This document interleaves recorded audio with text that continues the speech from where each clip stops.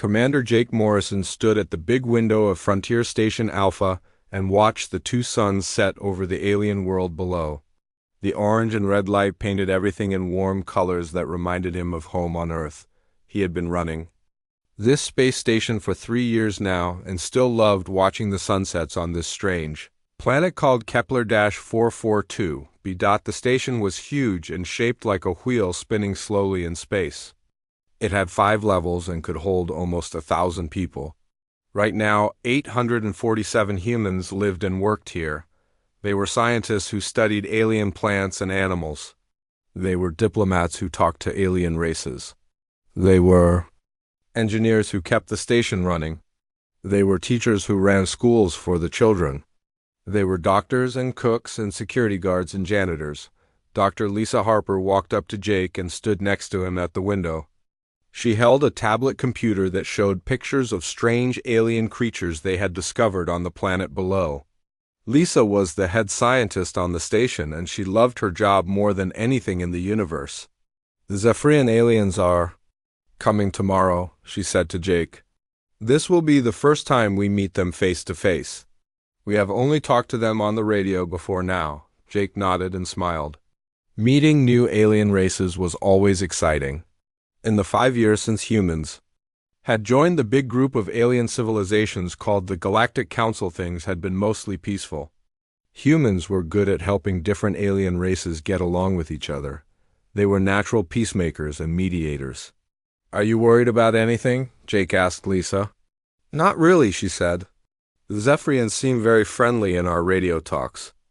They are curious about human science and want to trade knowledge with us down in the command center." Lieutenant Amy Chun sat at her desk watching the computer screens that showed all the space traffic around their station.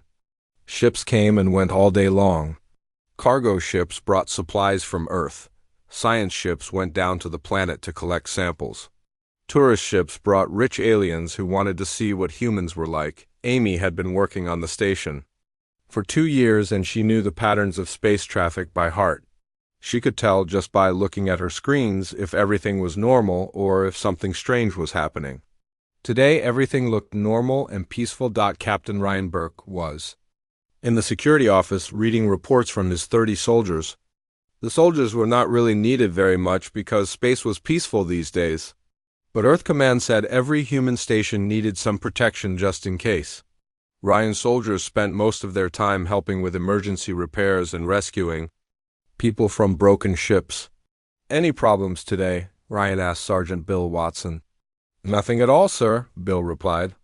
"Just helped fix a broken water pipe on level 3 and gave directions to some lost Centauri traders."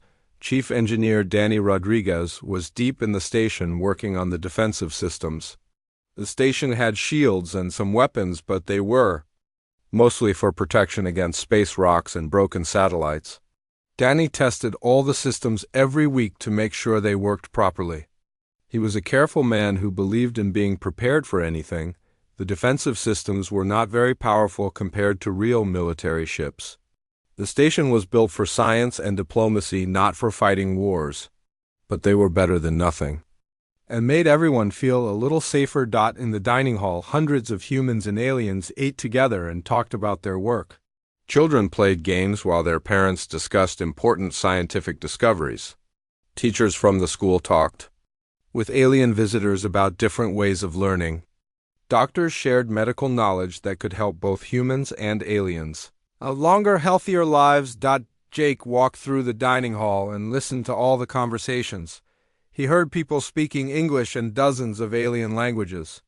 Universal translators helped everyone understand each other, but many people were learning to speak alien languages the old-fashioned way. "Commander Morrison," called out Dr. Helen Price, the head teacher. "The children want to know if they can watch the Zephyrian ship arrive tomorrow." "Of course," Jake said. "It will be educational for them to see first contact procedures," Jake continued, walking and thinking about how peaceful and happy life was on the station. Humans had been lucky to find such a friendly galaxy. Most alien races were curious about humans and wanted to be friends.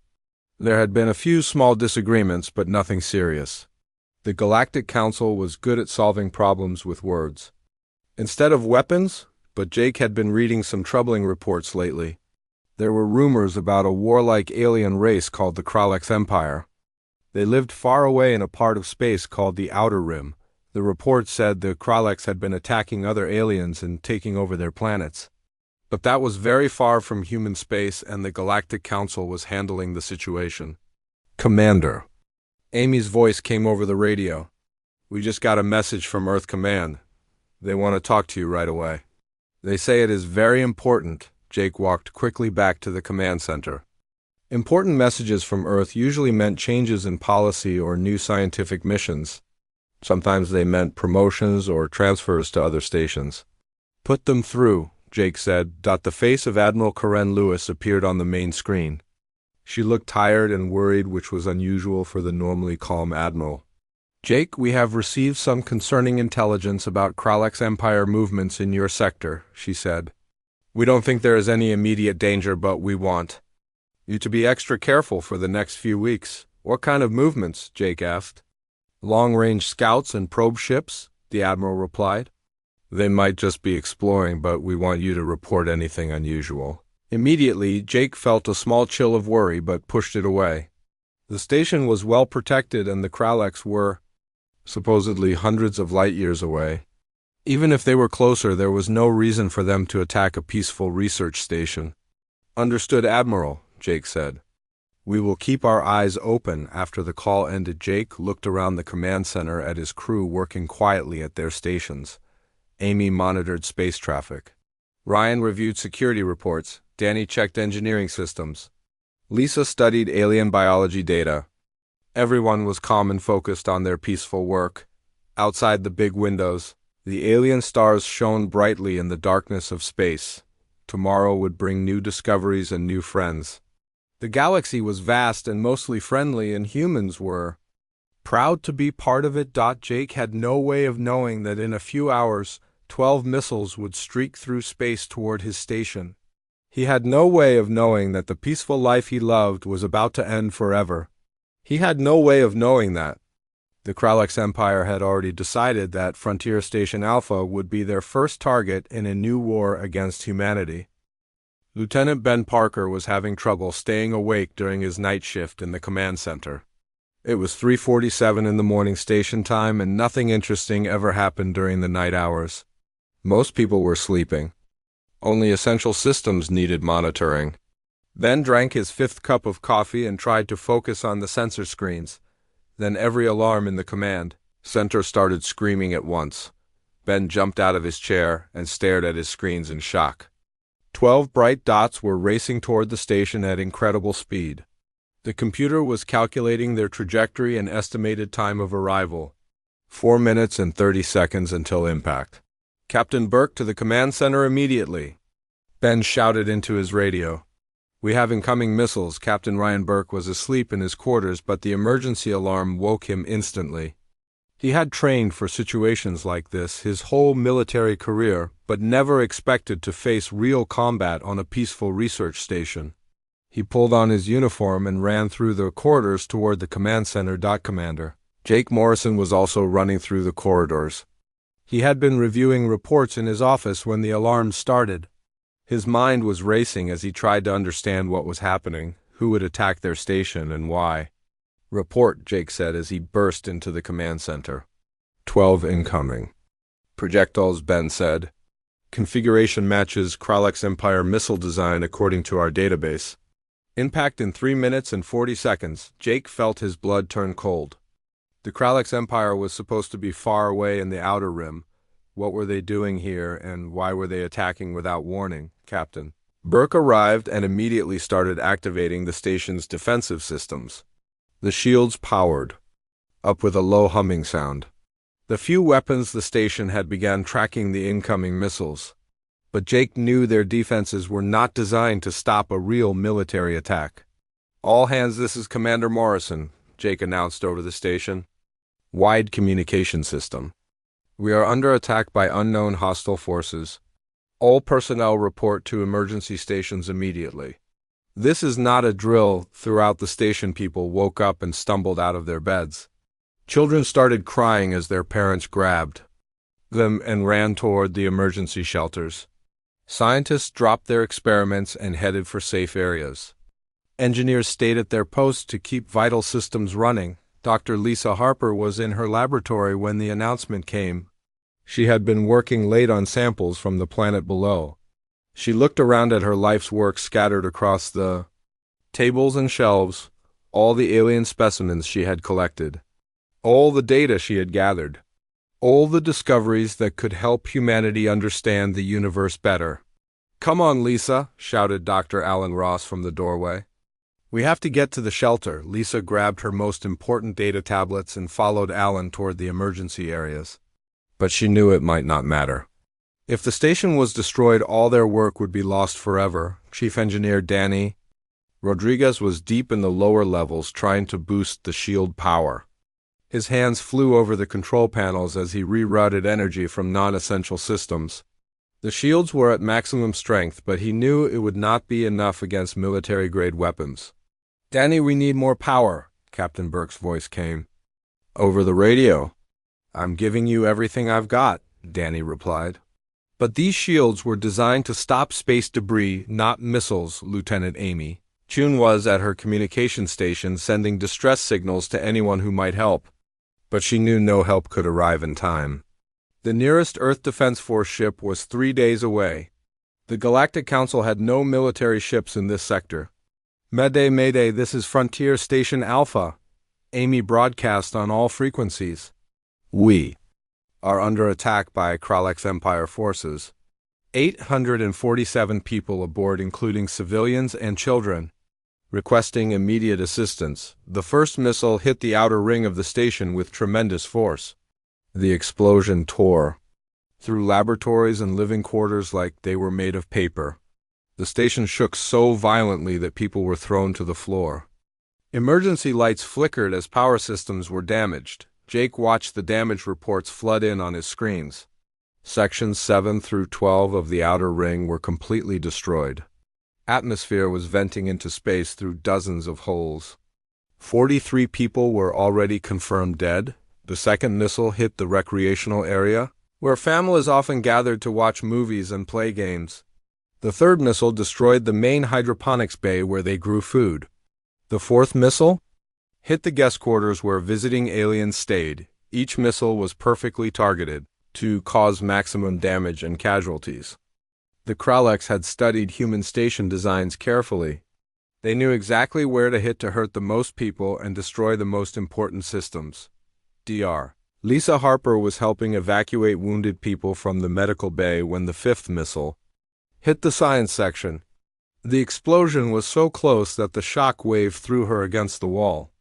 She felt something break in her left arm, but ignored the pain and kept helping others. Captain Burke and his soldiers were doing everything they could to maintain order and help with rescue operations.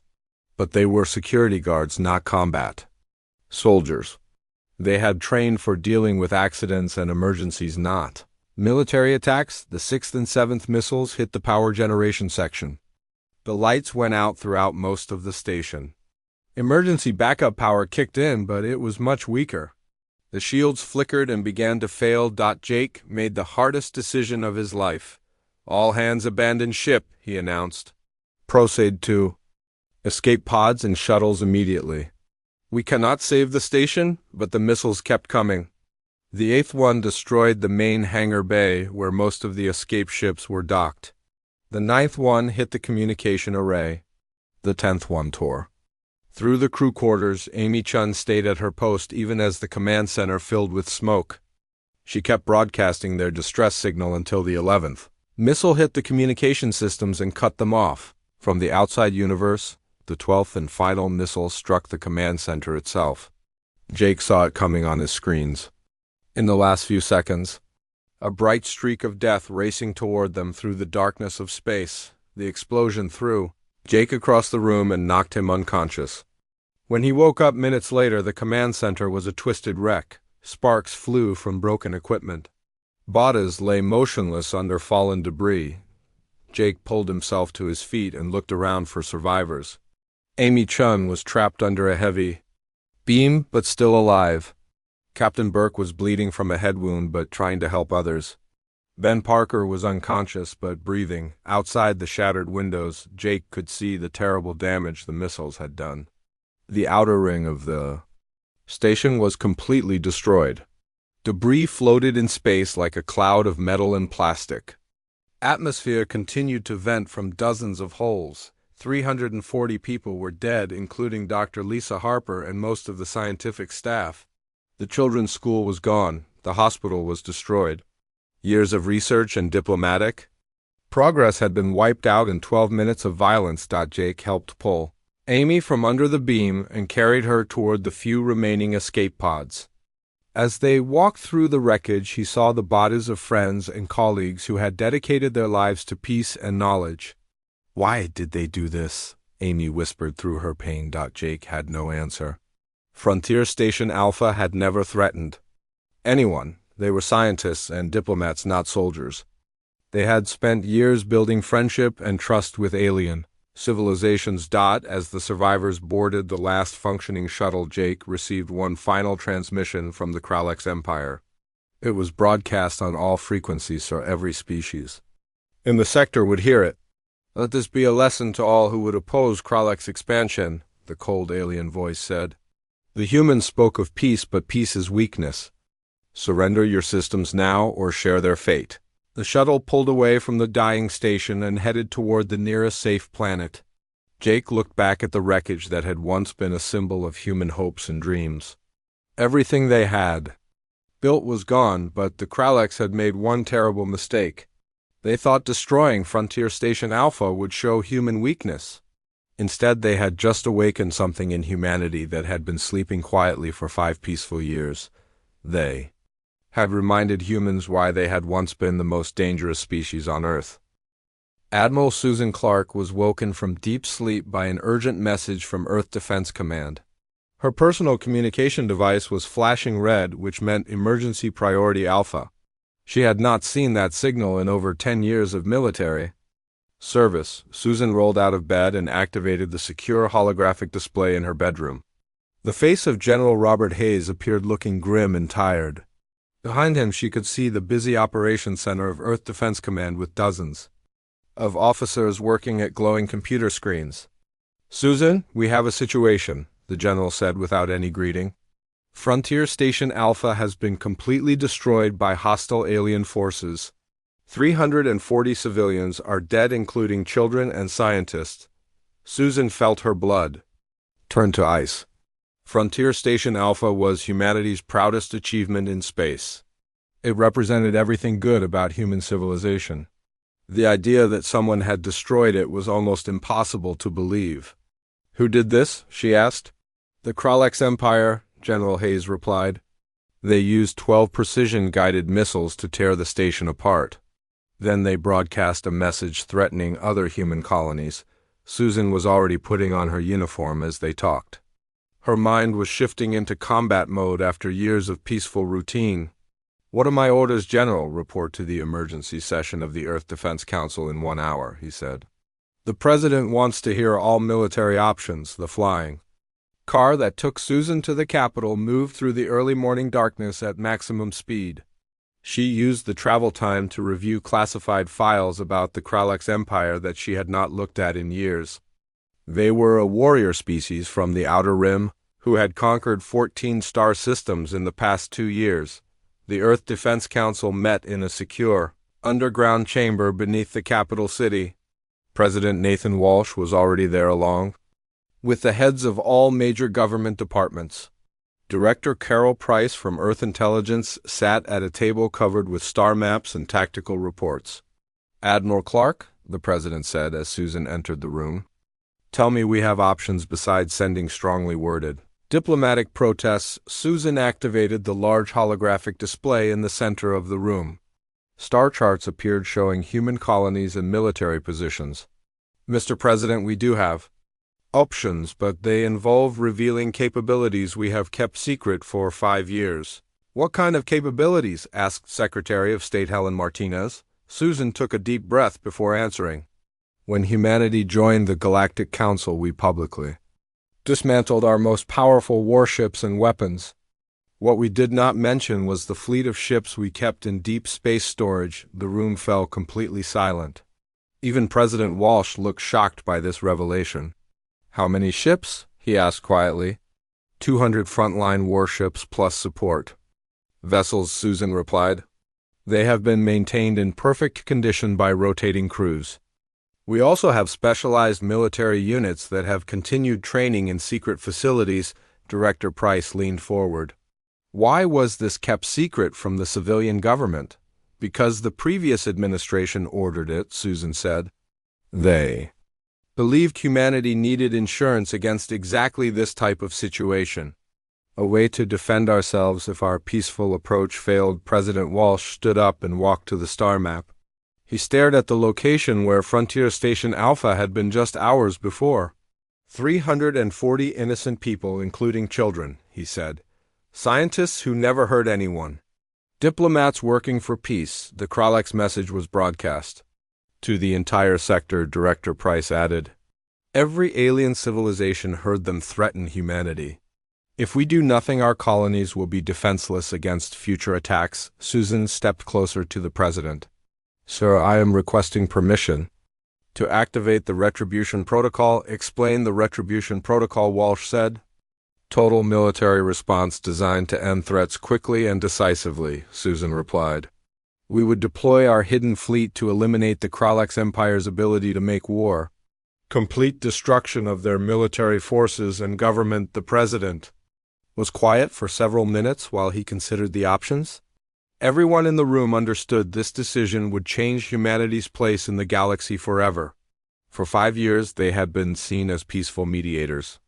Now they might become something else entirely. What about civilian casualties? Asked Secretary Martinez. The plan targets only military and government facilities, Susan said. Our intelligence shows clear separation between military and civilian areas on Kralek's worlds. We can destroy their war machine while leaving their people alive? Director Price activated additional displays showing Kralek's military positions. Their main fleet is concentrated around their home system. If we strike there, we can eliminate most of their offensive capability in one operation. How long would it take? The president asked. 12 hours to reach their home system, Susan replied. 6 hours to complete the operation. We could have their military completely destroyed before they realize what is happening. President Walsh returned to his chair and looked at each person in the room. The Kraleks think we are weak because we choose peace over war. They believe our diplomatic nature makes us helpless against aggression. They are about to learn the difference between choosing peace and being incapable of war, Susan said. The president made his decision. Admiral Clark, you are authorized to activate the Retribution Protocol. Show the galaxy that humanity protects its own. Within minutes, encrypted messages were sent to secret military bases throughout human space. Ships that had been drifting quietly in the void for years suddenly came alive with activity. Crews who had been waiting in rotation cycles were called to active duty. Captain Steve Williams received his orders while his ship, the UES Vengeance, was hidden in an asteroid field 300 light-years from Earth. He had been commanding the vessel for 4 years, but had never fired its weapons in combat. Now he would be leading the largest human military force ever assembled. The Vengeance was a kilometer long and armed with weapons that could destroy entire cities. It had been built in secret shipyards, using technology developed during humanity's violent past on Earth. Similar ships throughout human space began moving toward the rendezvous point. Colonel Maria Santos led the 1st Orbital Drop Division, the most elite soldiers in human space. For 5 years, her troops had trained in secret facilities preparing for a war everyone hoped would never come. They were experts in assault operations against fortified positions. Listen up, people, Maria told her assembled soldiers. Some alien bastards just murdered 340 civilians, including children. We are going to remind the galaxy why humans used to be the most dangerous predators on Earth. The soldiers checked their equipment and prepared for deployment. Their armor was more advanced than anything the Galactic Council had ever seen. Their weapons could penetrate any known defensive technology. They were trained to fight in any environment against any enemy. Dr. Alan Ross was the only civilian included in the military planning. As humanity's chief expert on alien biology, he would help ensure the operation achieved maximum effect with minimum unnecessary death. "We are not going to commit genocide," he told Admiral Clark. "We are going to demonstrate that attacking humanity has consequences, but we will not become monsters in the process." The secret fleet assembled at coordinates known only to the highest levels of Earth Defense Command. 200 warships formed into battle groups along with troop transports and support vessels. It was the most powerful military force humanity had ever deployed. Admiral Clark stood on the bridge of her flagship, the UES Retribution, and watched the final preparations. In 6 hours, they would jump to hyperspace and begin the journey to the Kralek's home system. In 18 hours, the galaxy would learn that humanity's peaceful nature had limits. "All ships report ready," Captain Burke said from the communication. Station. Susan looked at the tactical display showing the positions of every human ship. Each one represented years of secret preparation and hidden military development. Each one carried weapons that could reshape the balance of power in the galaxy. "Signal the fleet," she ordered. "Operation Retribution is authorized. Jump to hyperspace." In 60 seconds, the stars streaked into lines of light as 200 human warships disappeared into hyperspace. Behind them, Earth continued its daily routine while its secret military moved to deliver justice for the innocent dead of Frontier Station Alpha. The Kralek's Empire had sent 12 missiles against a defenseless research station full of civilians. They were about to discover that humanity remembered how to send much more than 12 missiles in return. The Kralek's homeworld of Vorthak had never seen an enemy fleet in its blood-red skies. For over 1,000 years, the planet had been the center of an expanding empire built through conquest and fear. Massive defense platforms orbited the world, like metal moons bristling with weapons that could destroy any known military force. Commander Zarok of the Kralek's High Command stood in the war room of the Planetary Defense Center reviewing reports of recent victories. His species looked like giant insects with multiple arms and dark chitinous armor covering their bodies. Red compound eyes glowed with satisfaction as he read about successful conquests. "The human research station was completely destroyed," reported his intelligence officer Thax. "All major alien species in the sector received our warning message. Several have already begun negotiations for peaceful surrender." Zorak clicked his mandibles in approval. The attack on Frontier Station Alpha had been perfectly planned and executed. 12 precision missiles had eliminated a symbol of human presence, while demonstrating Kralek's military superiority. It was a classic example of their expansion strategy. "What is the status of our fleet?" Zarok asked. 800 warships in defensive positions around Vorthok, Thax replied. "Another 300 conducting operations in newly conquered systems." "Our military strength has never been greater." The Kraleks had built their empire through overwhelming force and brutal efficiency. They studied their enemies carefully, then struck at the most vulnerable points. The human research station had been an obvious target because it was isolated and lightly defended. "Have there been any responses from the human government?" Zorak inquired.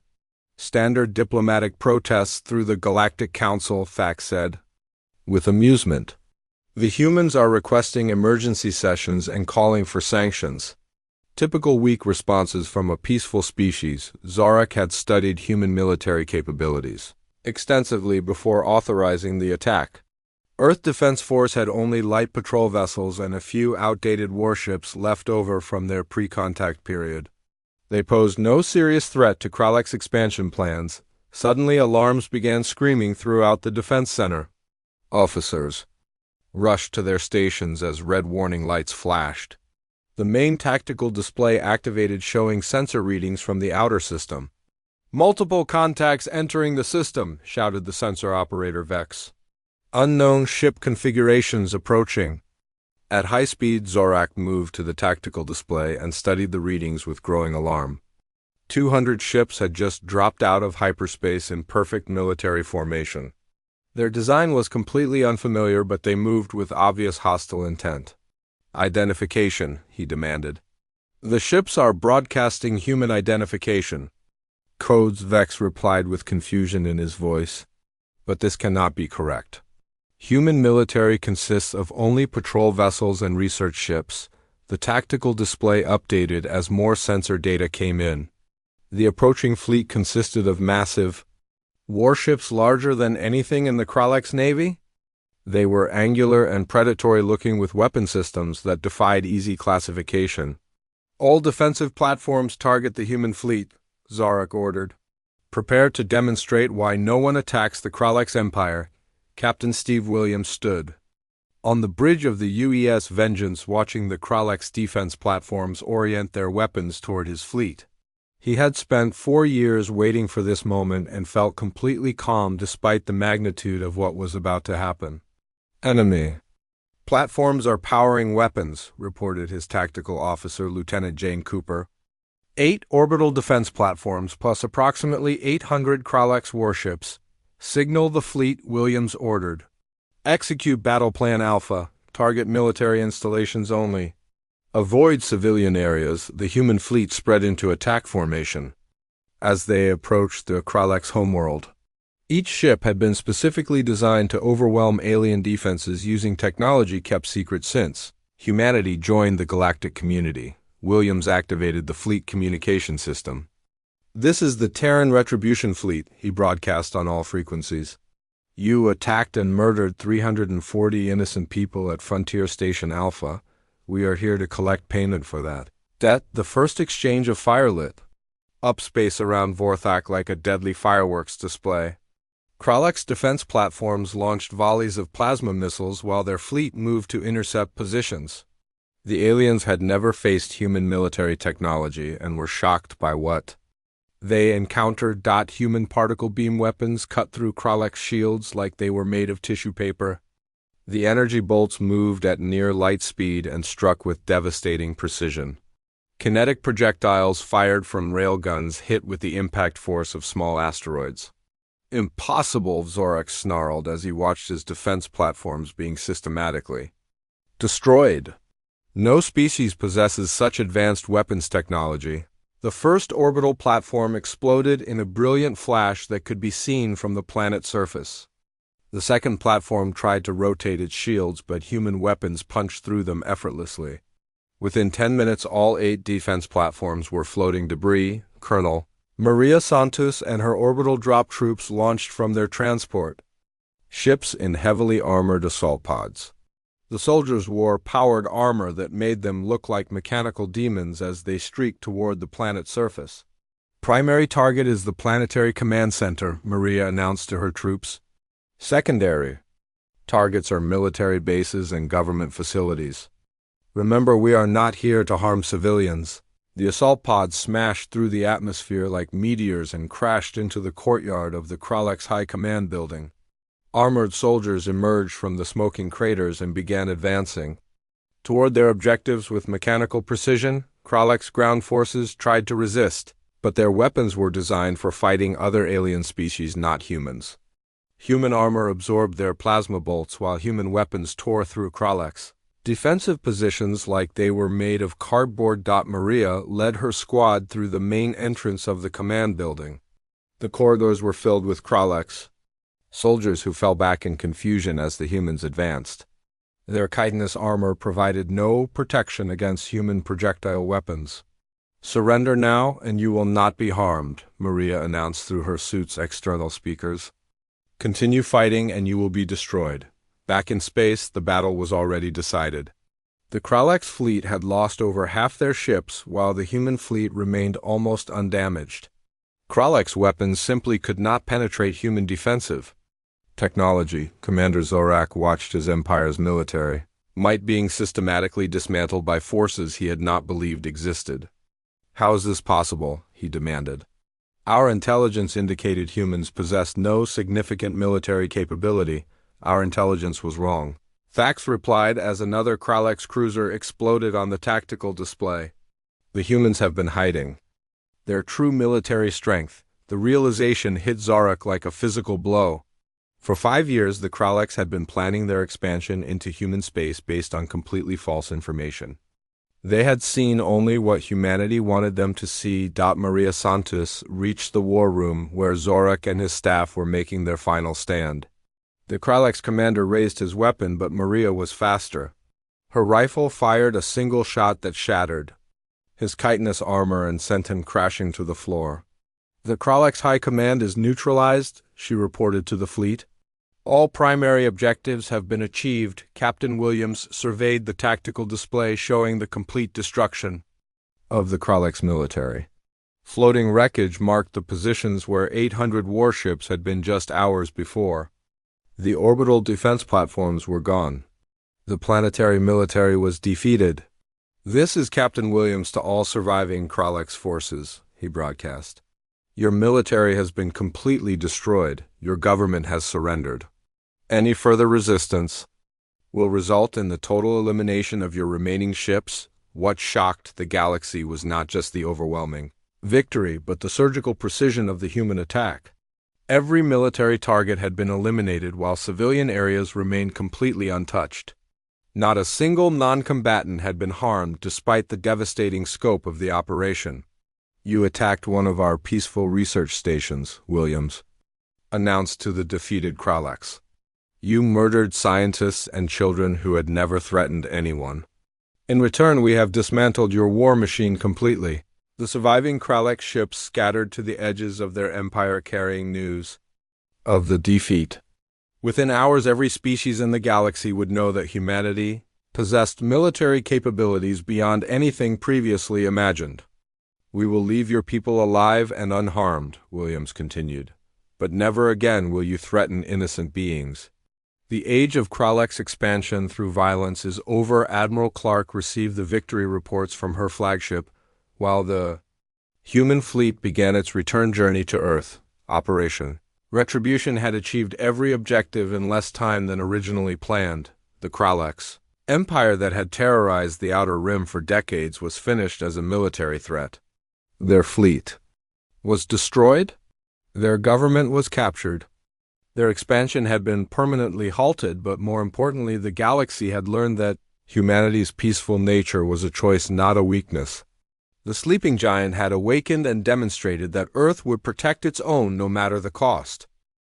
News of the Kraleks' defeat spread across the galaxy faster than the speed of light itself.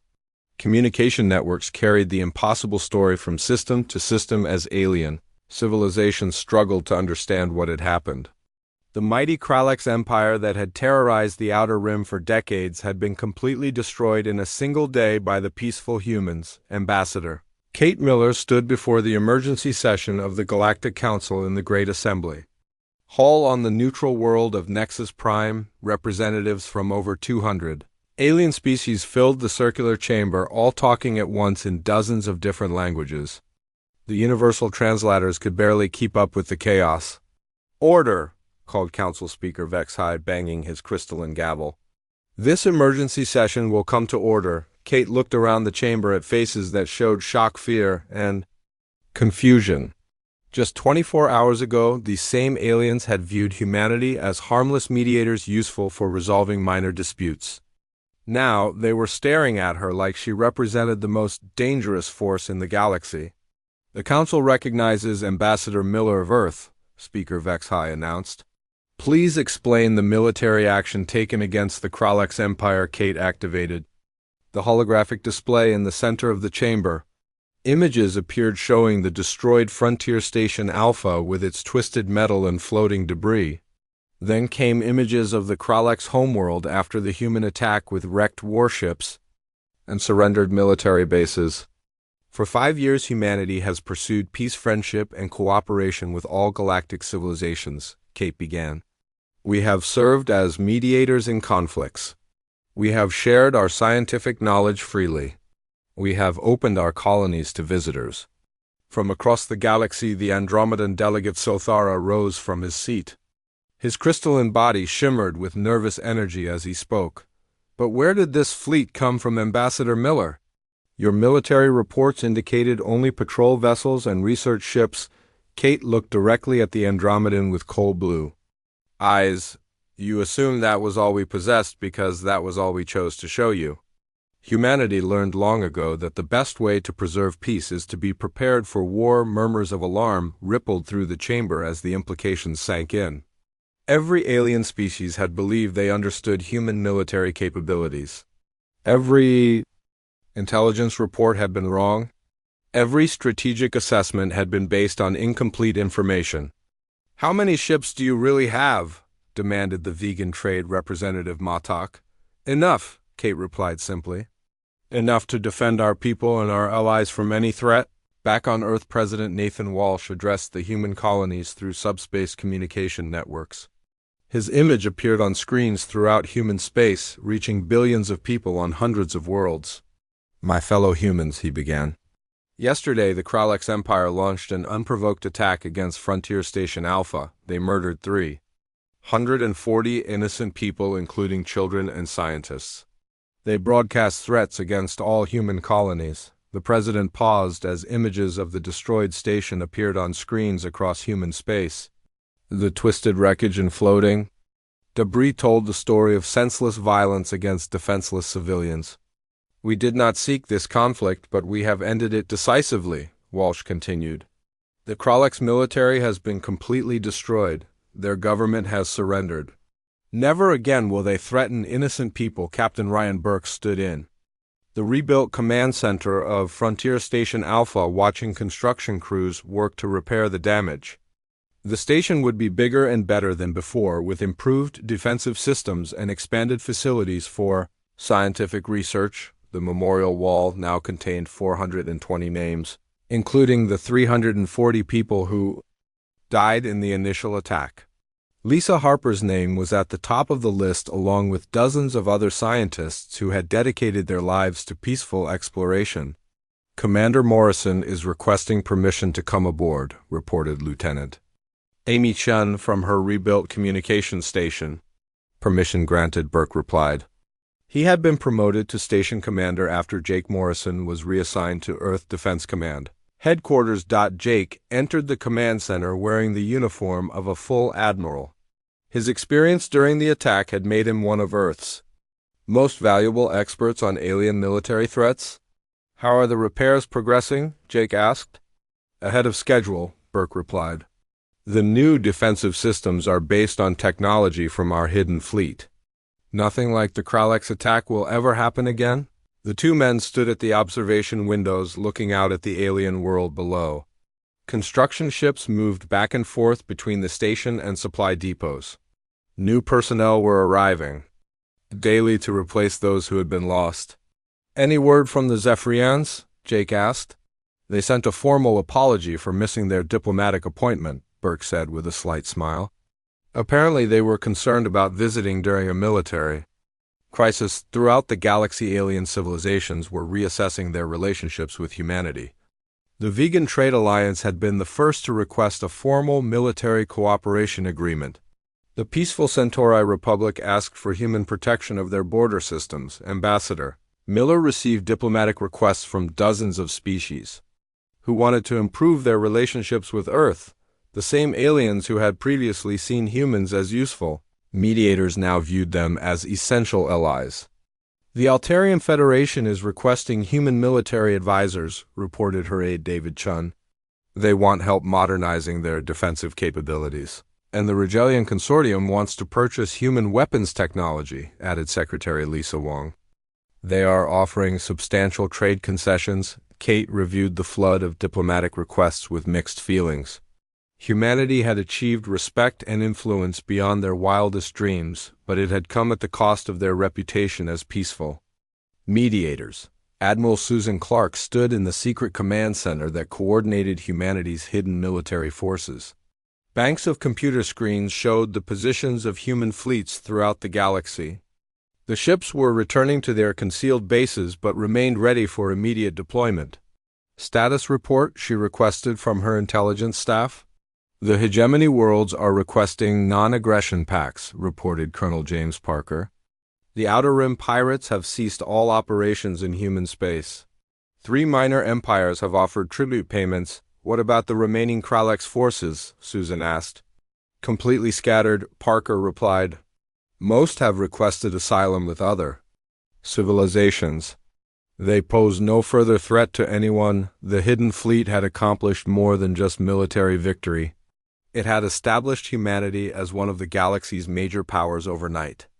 No alien civilization would ever again make the mistake of viewing humans as weak or helpless. Dr. Alan Ross reviewed the biological samples recovered from the Kralek's homeworld. His team had been careful to preserve alien artifacts and cultural materials during the military operation. Even in war, humanity maintained its scientific curiosity. The Kraleks were not naturally aggressive, he reported to the Earth Science Council. Their warrior culture developed in response to resource scarcity on their homeworld. With proper support, they could become peaceful members of galactic civilization. President Walsh had authorized humanitarian aid for the defeated Kraleks population.